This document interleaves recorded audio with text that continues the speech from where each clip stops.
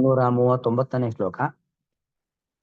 ಯಥಾ ಮಯೋಂಗೇ ಸಮುಪೇಕ್ಷಿತೋ ನೃಭಿಃ ನ ಶಕ್ಯತೆ ರೂಢಪದಶ್ಚಿಕಿತ್ಸಿತುಂ ಯತೇಂದ್ರಿಯಗ್ರಾಮಃ ಗ್ರಾಮ ಉಪೇಕ್ಷಿತಸ್ತಥಾ ರಿಪುರ್ಮಹಾನ್ ಲಬ್ಧಬಲೋ ನ ಚಾಲ್ಯತೆ. ಯಥಾ ಆಮಯಃ ಅಂಗೆ ಸಮುಪೇಕ್ಷಿತಃ ನೃಭಿಃ ನ ಶಕ್ಯತೆ ರೂಢಪದಃ ಚಿಕಿತ್ಸಿತುಂ ಯಥಾ ಇಂದ್ರಿಯಗ್ರಾಮಃ ಉಪೇಕ್ಷಿತಃ ತಥಾ ರಿಪುಃ ಮಹಾನ್ ಲಬ್ಧಬಲಃ ನ ಚಾಲ್ಯತೆ. ಇಂದ್ರಿಯಗಳ ನಿಯಂತ್ರಣ ಬಹಳ ಮುಖ್ಯವಾದದ್ದು ಅನ್ನೋದಕ್ಕೆ ಇನ್ನೊಂದು ಭಾಗವತ ದಶಮಸ್ಕಂದದ ಶ್ಲೋಕ. ಕಂಸನ ದೂತರು ಕಂಸನಿಗೆ ಹೇಳ್ತಕ್ಕಂಥ ಸಂದರ್ಭ. ಅಂದ್ರೆ ಈಗಾಗಲೇ ಕಂಸನ ವೈರಿ ಶ್ರೀಕೃಷ್ಣ ಪರಮಾತ್ಮ ಹುಟ್ಟಿದ್ದಾನೆ, ಹುಟ್ಟಿ ಬೆಳೀತಾ ಇದ್ದಾನೆ ಎಂಬತಕ್ಕಂಥ ವಿಚಾರ ದುರ್ಗೆಯ ಮೂಲಕವಾಗಿ ಕಂಸನಿಗೆ ಗೊತ್ತಾಗಿದೆ. ಅವನಿಗೆ ತುಂಬಾ ಭಯ, ತಲೆಬಿಸಿ ಉಂಟಾಗಿದೆ, ಏನು ಮಾಡಬೇಕು ಅಂತ.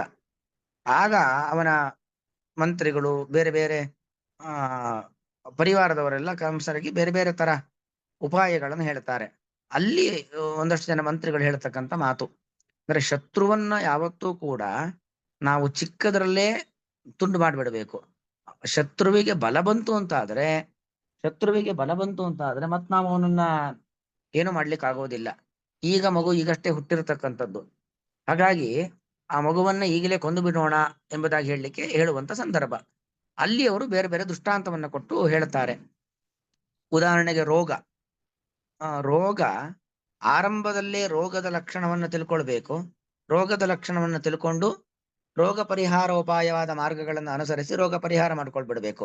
ಹಾಗೆ ಬಿಟ್ವಿ ಅಂತ ಆದ್ರೆ ಆ ರೋಗ ಇಡೀ ದೇಹವನ್ನ ವ್ಯಾಪಿಸಿ ನಮ್ಮನ್ನೇ ಇಲ್ಲ ಅಂತ ಆಗಿಸ್ಬಿಡತ್ತೆ. ಹೇಗೆ ರೋಗವನ್ನ ನಾವು ಪ್ರಾರಂಭದಲ್ಲೇ ತೆಗೆದು ಹಾಕಬೇಕು. ಮತ್ತೆ ಇನ್ನೊಂದು ದೃಷ್ಟಾಂತ, ಇಂದ್ರಿಯ ಗ್ರಾಮ ಅಂದ್ರೆ ಇಂದ್ರಿಯಗಳ ಸಮುದಾಯ. ಅದು ಅಷ್ಟೇ, ಇಂದ್ರಿಯಗಳು ಸಾಮಾನ್ಯವಾಗಿ ವಿಷಯ ಪದಾರ್ಥಗಳ ಕಡೆಗೆ ಆಕರ್ಷಣೆ ಆಗುವಂಥದ್ದು ಜಾಸ್ತಿ.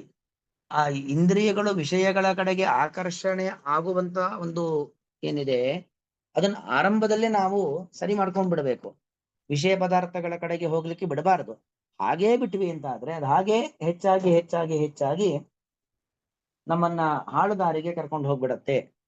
ಅದೇ ತರ ಶತ್ರುವನ್ನು ಕೂಡ ಪ್ರಾರಂಭದಲ್ಲಿ ನಾವೇನ್ ಮಾಡ್ಬೇಕು, ಮಣಿಸ್ಬೇಕು. ಶತ್ರುವನ್ನು ನಾವು ನಿಗ್ರಹ ಮಾಡಿಬಿಡಬೇಕು, ಶತ್ರುವನ್ನು ಸಂಹಾರ ಮಾಡಬೇಕು ಎಂಬುದಾಗಿ ಹೇಳತಕ್ಕಂಥ ಒಂದು ಸಂದರ್ಭ.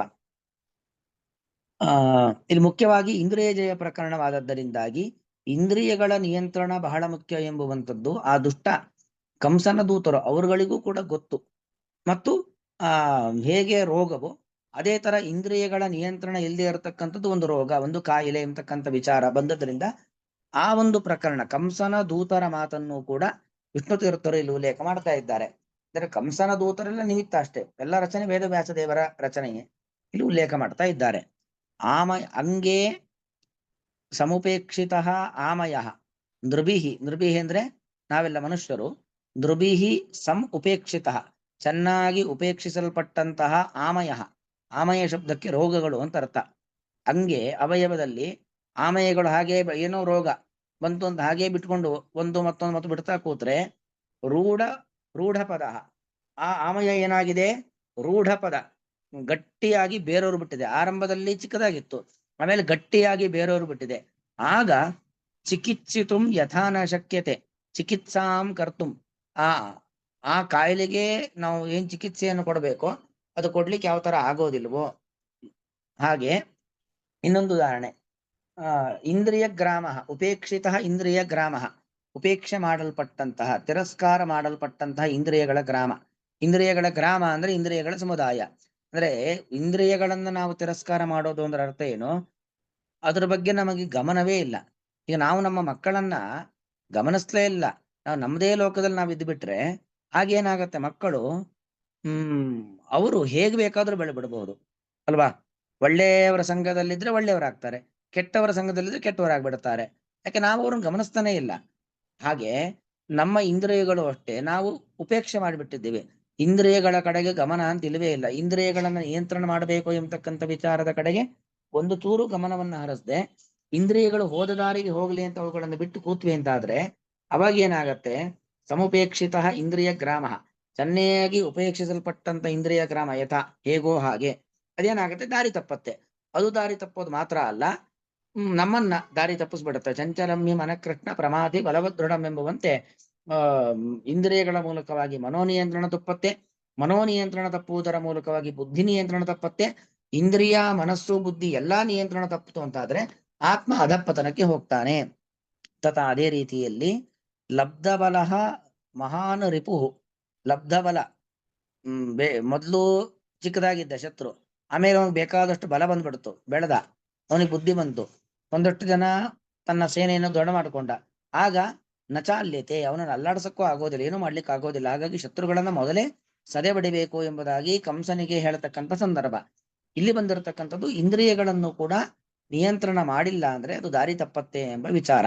ಅದಕ್ಕೆ ಇಲ್ಲಿ ಸಂಗ್ರಹ ಮಾಡಿದ್ದಾರೆ. ಇಂದ್ರಿಯ ಗ್ರಾಮ ಉಪೇಕ್ಷಿತ ಜೇತುಂ ನ ಶಕ್ಯ. ಇಂದ್ರಿಯಗಳ ಗ್ರಾಮ ಅಂದ್ರೆ ಸಮುದಾಯ, ಉಪೇಕ್ಷಿತ ಇಂದ್ರಿಯ ಗ್ರಾಮ ಅಂದ್ರೆ ಅದರ ಬಗ್ಗೆ ಗಮನವೇ ಇಲ್ಲ, ತಿರಸ್ಕಾರ ಮಾಡಲ್ಪಟ್ಟಂತ ಇಂದ್ರಿಯಗಳ ಸಮುದಾಯ. ಜೇತುಂ ಯಥಾನ ಶಕ್ಯ, ಹೇಗೆ ನಾವು ಗೆಲ್ಲಿಕ್ಕಾಗೋದಿಲ್ವೋ ಇತಿ ದೃಷ್ಟಾಂತತೆಯ ಗೃಹೀತತ್ವಾತ್ ತದ್ವಿಷಯ ಉಪೇಕ್ಷಾ ಸರ್ವಥನ ಕಾರ್ಯ. ಅಂದ್ರೆ ಇಲ್ಲಿ ದೃಷ್ಟಾಂತವಾಗಿ ತೆಗೆದುಕೊಂಡಿದ್ದಾರೆ. ದೃಷ್ಟಾಂತ ಯಾವತ್ತೂ ಕೂಡ ಪ್ರಸಿದ್ಧವಾದದ್ದು. ಯಾವತ್ತೂ ಕೂಡ ನಾವು ಯಾವುದೋ ಒಂದು ವಿಚಾರವನ್ನ ಸಮರ್ಥನೆ ಮಾಡಬೇಕು. ಸಮರ್ಥನೆ ಮಾಡ್ಬೇಕಾದ್ರೆ ಏನ್ ಮಾಡ್ತೀವಿ, ಯಾವುದು ಪ್ರಸಿದ್ಧವಾದ ವಿಚಾರವೋ ಅದನ್ನು ಉದಾಹರಣೆಯನ್ನಾಗಿ ಕೊಟ್ಟು ಒಂದು ವಿಚಾರವನ್ನ ಸಮರ್ಥನೆ ಮಾಡ್ತೀವಿ ಅಲ್ವಾ. ಇದು ನಮಗೆಲ್ಲ ಗೊತ್ತಿರ್ತಕ್ಕಂಥ ವಿಚಾರ. ಏನನ್ನೇ ಸಮರ್ಥನೆ ಮಾಡಬೇಕಾದ್ರೆ ಯಾವುದೋ ಒಂದು ವಿಚಾರ ಪ್ರತಿಪಾದನೆ ಮಾಡಬೇಕು, ಒಂದು ಲೌಕಿಕವಾದ ದೃಷ್ಟಾಂತವನ್ನ ಕೊಟ್ಟು, ಉದಾಹರಣೆಗೆ ಭಗವಂತ ಬಿಂಬ, ನಾವು ಪ್ರತಿಬಿಂಬ, ಪ್ರತಿಬಿಂಬರಾದ ನಾವು ಚೆನ್ನಾಗಿರ್ಬೇಕು ಅಂತಂದ್ರೆ ಬಿಂಬ ಉಪಾಸನೆ ಚೆನ್ನಾಗಿ ಮಾಡಬೇಕು. ಹೇಗೆ ಕನ್ನಡಿಯಲ್ಲಿ ಅಥವಾ ಒಂದು ಫೋಟೋದಲ್ಲಿ ಕ್ಲಿಕ್ ಮಾಡಿದಾಗ ಫೋಟೋ ಚೆನ್ನಾಗಿ ಬರಬೇಕು, ಕನ್ನಡಿಯಲ್ಲಿ ಮುಖ ಚೆನ್ನಾಗಿ ಕಾಣಬೇಕು ಅಂತ ಆದ್ರೆ ನಾವು ಕನ್ನಡಿಗೆ ಅಲಂಕಾರ ಮಾಡೋದಲ್ಲ, ಹೊರತು ಮುಖಕ್ಕೆ ಅಲಂಕಾರ ಮಾಡಬೇಕು. ಮುಖಕ್ಕೆ ಅಲಂಕಾರ ಮಾಡಿದ್ರೆ ಕನ್ನಡಿಯಲ್ಲಿ ಮುಖ ಚೆನ್ನಾಗಿ ಕಾಣುತ್ತೆ. ಇದು ಪ್ರಸಿದ್ಧವಾದ ದೃಷ್ಟಾಂತ. ಅದನ್ನಿಟ್ಟುಕೊಂಡು ಹಾಗೆ ಬಿಂಬನಾಗಿರ್ತಕ್ಕಂಥ ಪರಮಾತ್ಮನ ಉಪಾಸನೆ ಜಾಸ್ತಿ ಮಾಡಿದಷ್ಟು, ಭಗವಂತನ ಸೇವೆ ಜಾಸ್ತಿ ಮಾಡಿದಷ್ಟು ನಾವು ಚೆನ್ನಾಗಿ, ಪ್ರತಿಬಿಂಬರಾಗಿರ್ತಕ್ಕಂಥ ನಾವು ಚೆನ್ನಾಗಿರ್ತೇವೆ ಅನ್ನೋದನ್ನ ಹೇಳ್ತೀವಿ. ಅಂದ್ರೆ ಪ್ರಸಿದ್ಧವಾದದ್ದನ್ನ ದೃಷ್ಟಾಂತವನ್ನಾಗಿ ಬಳಸಿ ಅಪ್ರಸಿದ್ಧವಾದದ್ದನ್ನ ಸಮರ್ಥನೆ ಮಾಡುವಂಥದ್ದು. ಹಾಗೆ ಇಲ್ಲಿ ಇಂದ್ರಿಯಗಳ ನಿಯಂತ್ರಣ ತಪ್ಪಿತು ಅಂತಾದ್ರೆ ಬಹಳ ತೊಂದರೆ ಎಂಬುದು ಪ್ರಸಿದ್ಧವಾದದ್ದು. ಅದಕ್ಕೆ ಒಂದು ದೃಷ್ಟಾಂತವನ್ನ ಕೊಟ್ಟಿದ್ದಾರೆ. ದೃಷ್ಟಾಂತತೆಯ ಗೃಹೀತತ್ವಾತು ತದ್ವಿಷಯ ಉಪೇಕ್ಷಾ ಸರ್ವತಾನ ಕಾರ್ಯ. ಇಂದ್ರಿಯಗಳ ಒಂದು ಕಂಟ್ರೋಲ್ ಮಾಡಿಕೊಳ್ತಕ್ಕಂಥ ವಿಚಾರದಲ್ಲಿ ನಾವು ಉಪೇಕ್ಷಾ ಅಂದ್ರೆ ಸುಮ್ಮನೆ ಏನ್ ಬೇಕಾದ್ರೂ ಆಗ್ಲಿ ಅಂತ ತಿರಸ್ಕಾರ ಮಾಡಬಾರದು.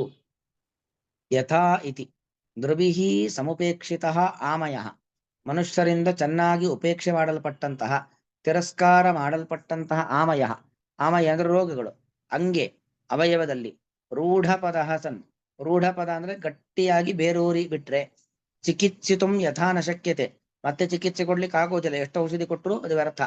ಯಥಾಚ ಇಂದ್ರಿಯ ಗ್ರಾಮ ಉಪೇಕ್ಷಿತ, ಹಾಗೆಯೇ ಹೇಗೆ ಇಂದ್ರಿಯಗಳ ಸಮುದಾಯ, ತಿರಸ್ಕಾರ ಮಾಡಲ್ಪಟ್ಟಂತ ಇಂದ್ರಿಯಗಳ ಸಮುದಾಯ, ಅದನ್ನ ನಾವು ಲೆಕ್ಕ ಇಲ್ಲದೆ ಬಿಟ್ಟುಬಿಟ್ರೆ, ತಿರಸ್ಕಾರ ಮಾಡಿಬಿಟ್ರೆ ಅವುಗಳನ್ನು ಮತ್ತೆ ಕಂಟ್ರೋಲ್ ಮಾಡ್ಲಿಕ್ಕೆ ಆಗಲ್ಲ. ಅತಏವ ಬಹಿಃ ವಿಸೃಷ್ಟ ನಿಗೃಹೀತುಂ ನ ಶಕ್ಯತೆ, ಅವುಗಳನ್ನ ಹೊರಗಿನ ವಿಷಯ ಪದಾರ್ಥಗಳಲ್ಲಿ ನಾವು ಬಿಟ್ಟು ಬಿಟ್ರೆ ಮತ್ತೆ ನಿಯಂತ್ರಣ ಮಾಡ್ಲಿಕ್ಕೆ ಆಗೋದಿಲ್ಲ. ತಥಾ ರಿಪು ಮಹಾನ್, ಅದೇ ತರ ಮಹಾನ್ ರಿಪು, ದೊಡ್ಡ ಶತ್ರುವು ಕೂಡ ಹಾಗೆ. ವಯೋಧಿಕಶ್ಚೇತ್ ನ ಚಾಲ್ಯತೆ ಚಾಲಯಿತು ಅಶಕ್ಯೋ ಭವತಿ. ವಯೋಧಿಕ ತುಂಬಾ ಅಂದ್ರೆ ಏನು, ಆ ರೋಗಕ್ಕೆ ವಯಸ್ಸಾಯಿತು ಅಂತ ಆದ್ರೆ ಮತ್ತೆ ನಿಯಂತ್ರಣ ಮಾಡ್ಲಿಕ್ಕೆ ಆಗೋದಿಲ್ಲ. ಕುತಃ ಲಬ್ಧಂ ಪ್ರಾಪ್ತ, ಅಥವಾ ಶತ್ರುವಿಗೆ ತುಂಬಾ ಚಿಕ್ಕ ವಯಸ್ಸಲ್ಲಾದ್ರೆ ನಿಯಂತ್ರಣ ಮಾಡಬಹುದು, ಶತ್ರುವಿಗೆ ವಯಸ್ಸು ಜಾಸ್ತಿ ಆಯ್ತು ಮತ್ತೆ ಕಂಟ್ರೋಲ್ ಮಾಡ್ಲಿಕ್ಕೆ ಆಗೋದಿಲ್ಲ. ಯಾಕೆ ಅಂದ್ರೆ ಲಬ್ಧ ಬಲಹ, ಲಬ್ಧಂ ಅಂದ್ರೆ ಪ್ರಾಪ್ತಂ, ಹೊಂದಲ್ಪಟ್ಟ ಬಲ. ಬಲ ಅಂದ್ರೆ ಅವನಿಗೆ ದೇಹ ಬಲ ಬಂದಿದೆ, ಬುದ್ಧಿ ಬಲ ಬಂದಿದೆ, ಸೇನಾ ಬಲ ಬಂದಿದೆ, ಎಲ್ಲ ಬಲಗಳು ಇರೋದ್ರಿಂದಾಗಿ ಅವನನ್ನು ನಿಯಂತ್ರಣ ಮಾಡ್ಲಿಕ್ಕೆ ಆಗೋದಿಲ್ಲ. ವಯ ಆಧಿಕ್ಯೇನ ಪ್ರಾಪ್ತ ಬಲತ್ವಾತ್, ವಯಸ್ಸು ಜಾಸ್ತಿ ಆಗ್ತಾ ಆಗ್ತಾ ಆಗ್ತಾ ಅವನಿಗೆ ಬಲ ಜಾಸ್ತಿ ಆಗತ್ತೆ, ದೇಹ ಬಲ, ಬುದ್ಧಿ ಬಲ, ಧನಬಲ, ಜನಬಲ ಎಲ್ಲ ಜಾಸ್ತಿ ಆಗ್ತಾ ಹೋಗುತ್ತೆ. ಅತಃ ಬಾಲ್ಯೇ ಏವ ವೈರ್ಯವಧ ಕಾರ್ಯ, ಹಾಗಾಗಿ ಚಿಕ್ಕ ವಯಸ್ಸಲ್ಲೇ ವೈರ್ಯವಧ ಮಾಡಬೇಕು. ಇಲ್ಲಿ ನಾವು ನಮ್ಮ ವೈರಿಗಳನ್ನು ಸಂಹಾರ ಮಾಡಬೇಕು ಅದು ಮುಖ್ಯ ಅಲ್ಲ, ಇಲ್ಲಿ ನಮ್ಮ ಆಂತರಿಕ ವೈರಿ ಆಗಿರತಕ್ಕಂಥ ಇಂದ್ರಿಯಗಳನ್ನ ನಿಯಂತ್ರಣ ಮಾಡಿಕೊಳ್ಬೇಕು ಅನ್ನೋದು ಅಭಿಪ್ರಾಯ. ಯಥಾ ಮಯೋಂಗೇ ಸಮುಪೇಕ್ಷಿತೋ ನೃಭಿಃ ನ ಶಕ್ಯತೆ ರೂಢ ಪದಚ್ಚಿಕಿತ್ಸಿತುಂ ಯತೇಂದ್ರಿಯ ಗ್ರಾಮ ಉಪೇಕ್ಷಿತಸ್ತಥಾ ರಿಪುರ್ಮಹಾನ್ ಲಬ್ಧ ಬಲೋ ನ ಚಾಲ್ಯತೆ. ಶ್ರೀಕೃಷ್ಣಾರ್ಪಣಮಸ್ತು.